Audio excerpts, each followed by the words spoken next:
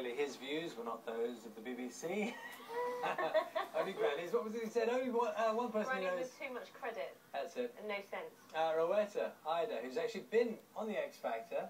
Welcome back. We had you here before. And Jane Simons, TV critic for the Daily Mirror, is in this morning as well. Good morning, Jane. Good morning. Now, it is worth pointing out initially that it is still the most watched programme on British television. So, you know, the disaster isn't that great right now. I think we're addicted to the format, but the X Factor is sort of seems to be going out of its way to make people not like it. It's doing a lot of things to annoy viewers. I think the first live week when they got rid of 4 people all in one go, I mean, that was just brutal, and I think it left a really bad taste in people's mouths, and even people on Twitter were saying, you know, we're not getting any jokes out of this tonight.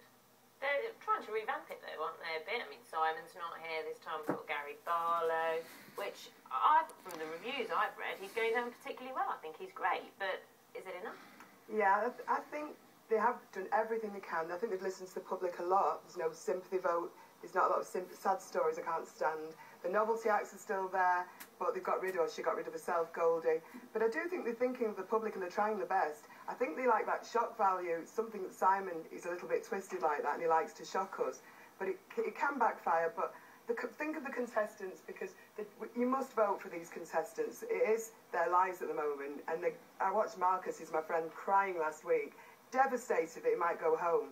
And the judges will go back to their cushy jobs, and, you know, the producers will go to the next show. But these contestants, we're forgetting about the contestants when we're saying ratings are down. Still millions of people watching it. As you say, it's one of the biggest shows ever. And the talent this year is amazing. Well, I suppose it begs the question, is that show really about the contestants? Or is it about the spectacle and the judges and the drama? Well, there's so little actual singing. For a singing contest, I think in a 2.5-hour show there was something like 32 minutes of singing.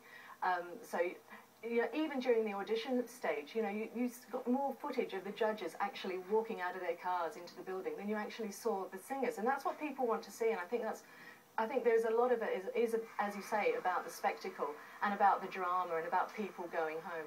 But then at the same time, all these people, you know, like, and no offence to Marcus, but all these people who say, you know, I love singing, this is my life, this is all I've ever dreamed of doing.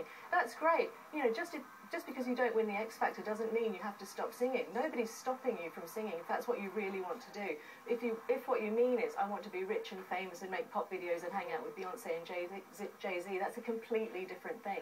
But nobody is stopping you from singing if you don't win the X Factor. I agree with you, and I've always said this, because some people, that's their dream, just to do the X Factor, and when they don't get through, I'm coming back next year. And what do they do in that year? I love singing, and that's all I've ever done. I had a career before, I would have had a career without X Factor. So would Marcus. But once you're in it, you've got to take it seriously, because there's people voting for you. My grandma loved me on it. She's passed away now, but Simon let me sing her favourite song. It's all about your family, your friends, your new fans. It's huge, and the exposure you get as an artist.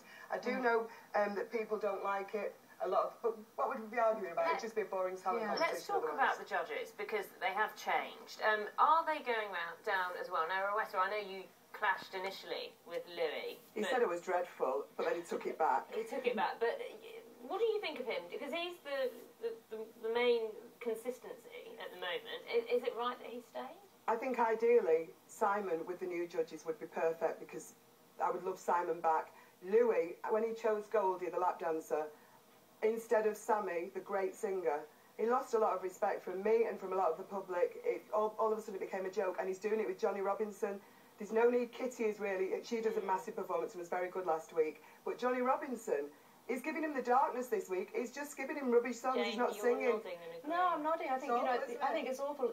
Exactly what Rowetta said.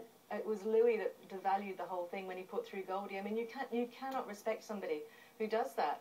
And you know, and none of the viewers wanted her to go through. And I think even Goldie realised it was insane for her to be on the live shows. And it's not a joke. He seems to be taking it as if it's a joke. And I love Louis, but it's like, you've got your great career. I know Westlife has split up, but he'll still be a great manager and do well. He's got millions. Think of these contestants. Stop thinking of yourself. Think of the talented contestants. Yeah. Lots of people will be watching again tonight, for sure, no matter what. Vote for Marcus and vote for all your favourites and Sammy and Misha. Thank you very much. Thank you. That's the end of breakfast. Let's get to the weather. See you soon.